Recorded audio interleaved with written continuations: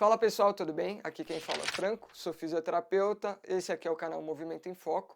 Seja muito bem-vindo, que hoje eu vou compartilhar uma ideia, uma reflexão que eu tenho com você. É o seguinte, eu sempre ouvi na minha graduação e ouvi muito tempo depois também a seguinte frase, que é Exercise is medicine, exercício é remédio. Será que tudo que está contido nessa frase realmente é verdade?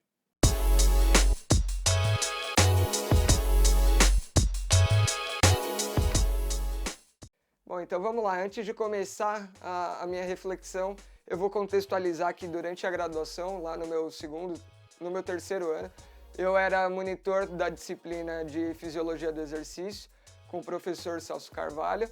E nesse período estava em alta a seguinte frase, que eu já falei para vocês, Exercise is medicine, que é basicamente exercício físico é remédio. E, putz, naquele momento fez muito sentido, eu guardei aquilo como uma verdade absoluta e eu venho trazendo aí diversas reflexões depois de um certo tempo, aprendendo várias coisas em relação ao movimento humano e outras áreas que eu venho estudando. E, putz, chegou um momento que eu falei, será que exercício realmente é remédio? E não é que eu estou contestando aqui o papel do exercício físico como tratamento de diversas patologias, diversas doenças que acompanham o ser humano aí, principalmente nos últimos anos. Isso não tem como negar, o exercício é realmente um benfeitor para diversos desfechos aí de doenças como, por exemplo, do aparelho locomotor, como a gente já sabe, que eu sempre discuto aqui, mas principalmente as doenças que mais matam no mundo, que são as doenças cardíacas, doenças metabólicas, doenças respiratórias, principalmente aquelas com caráter crônico, né? Então, doenças de caráter crônico e degenerativo se beneficiam e muito do exercício, e eu não tô aqui para defender isso, mas eu tô aqui para falar, será que o exercício realmente é o medicamento para essas doenças? Polêmico, né? Sei que está sendo polêmico, mas vamos lá. Se a gente pensar num trecho curto da nossa história, com certeza a gente vai ter esse entendimento do exercício como medicamento, já que várias doenças vieram surgindo, principalmente essas de caráter crônico e degenerativo, justamente porque a gente criou tecnologia e ciência suficiente para evitar que as pessoas morressem de infecção. Mas uma vez que a longevidade aumenta e nosso estilo de vida contemporâneo vai, de certa forma, contra aquilo que evoluímos para fazer, a gente começa a traçar um certo problema aí, que é o grande desfecho que levam a diversas doenças que matam atualmente, por exemplo, aquelas que eu já citei, doenças cardiovasculares, doenças metabólicas, doenças respiratórias ou doenças incapacitantes que a gente tem como dores e queixas musculoesqueléticas. Então vamos entender isso num contexto um pouco mais amplo. Como eu não sou o cara que entende muito disso, eu vou deixar aqui no card um link de um vídeo do Pablo Santurbano, lá da FBA, onde vocês vão poder entender essa cronologia muito mais detalhada, porque ele é o cara que estuda isso. Mas vamos entender o seguinte, se a gente pega a nossa espécie, ela tem uma linha do tempo, uma cronologia muito longa, que ao longo dessa cronologia foi o momento em que nosso corpo foi se adaptando e se diferenciando. E aí, se você quiser estudar além do vídeo dele, eu recomendo alguns livros que eu tenho aqui sobre o assunto. Então tem um livro do Darwin mesmo sobre a expressão das emoções no homem e nos animais. Tem o próprio livro do Santurbano, que acho que talvez seja o único livro que fala sobre a evolução relacionada com aspectos do movimento humano. Esse livro aqui, que foi um divisor de águas para mim, que é o do Daniel Lieberman, que é a história do corpo humano, e acho que talvez seja o para deixar aqui de lado para a gente continuar conversando.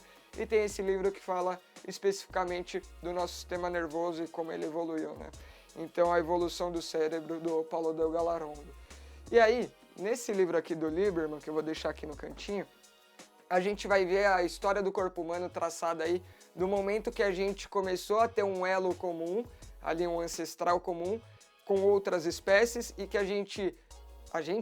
esse elo comum, recebeu pressões ambientais suficientes para começar a se diferenciar de outros animais, até chegar atualmente no que a gente tem hoje como espécie, o Homo sapiens sapiens, que somos nós.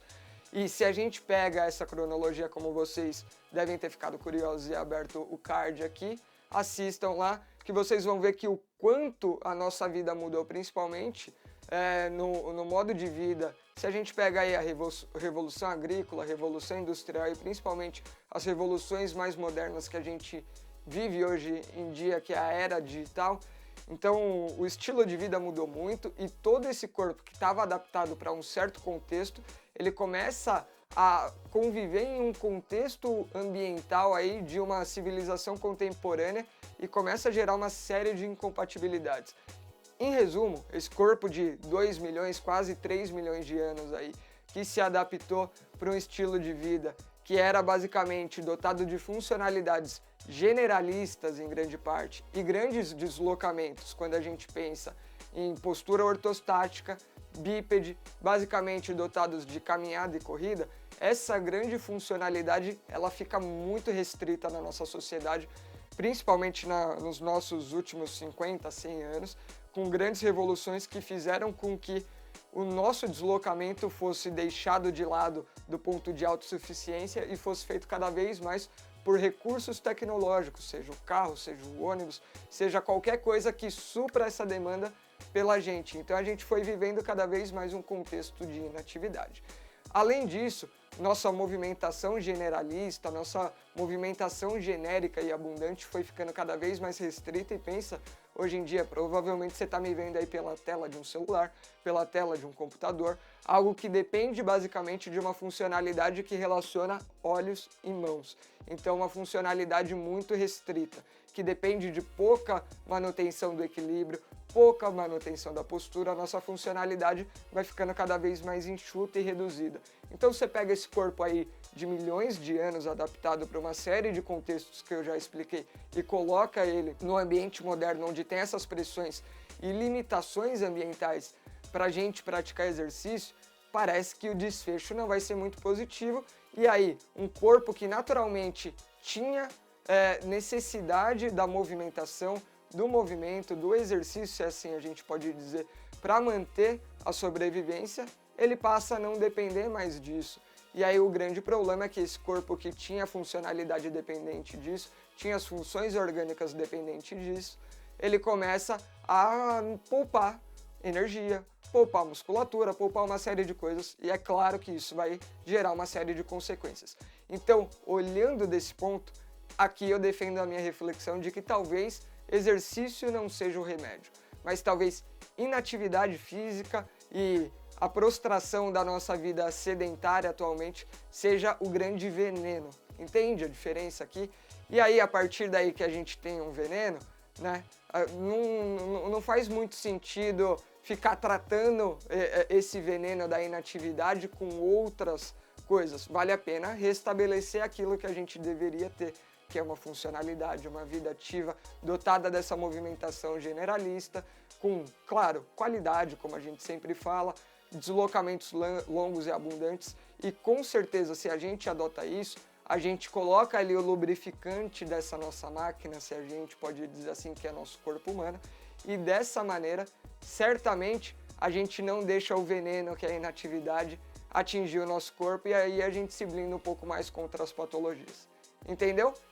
Isso não quer dizer que a gente não possa tirar proveito de tratar patologias específicas usando exercício físico. Não estou dizendo isso. É claro que a grande pergunta da nossa área, da nossa ciência, que é a ciência do movimento e da saúde, ela tem que responder em algum momento como a gente pode abordar as diferentes patologias usando o exercício físico de uma forma específica, conseguindo ter uma maior acurácia e efetividade ali com as estratégias de cuidado com o movimento para que as pessoas tenham desfechos de saúde, desfechos clínicos cada vez mais favoráveis. Mas se a gente pensar do ponto de vista populacional da espécie, basta a gente ter uma movimentação ampla, abundante, seja um deslocamento bípede ali da caminhada, seja corrida, seja qualquer coisa do tipo, ou então outras coisas que preservem grande parte da semelhança em relação àquilo que nosso corpo foi moldado para fazer.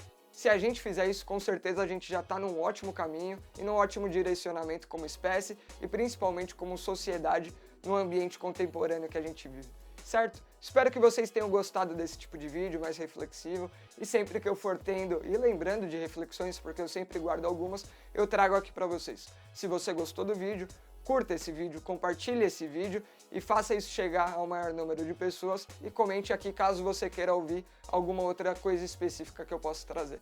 Desde já, meu muito obrigado, até nosso próximo vídeo. Tchau, tchau.